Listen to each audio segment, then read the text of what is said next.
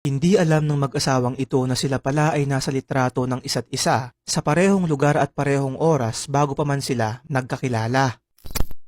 Mga kaibigan, ang pangyayaring to ay isang magandang halimbawa ng tinatawag nating red string theory o red thread of fate. Ito ay nagmula sa East Asian mythology na nagsasabing noong tayo daw ay ipinanganak sa mundong to ay meron ng nakapalibot sa atin na pulang tali na siyang magkokonekta sa taong nakatadhana para sa atin kahit ano pa ang mangyari.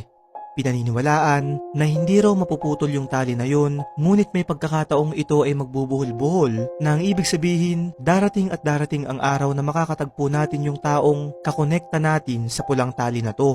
Gaya ng mag-asawang ito mula sa China na nakita nila sa kanilang lumang litrato na sila pala ay napunta na sa isang lugar ng sabay. Para sa mga kaibigan natin dyan na may asawa na o kasintahan, ay subukan yung tignan ang inyong mga lumang litrato dahil baka makita nyo na minsan ay nagkasama na kayo ng inyong partner sa isang lugar bago pa man kayo nagkakilala. Ibahagi nyo yung litrato sa comment section at magkakasama natin itong pag-usapan.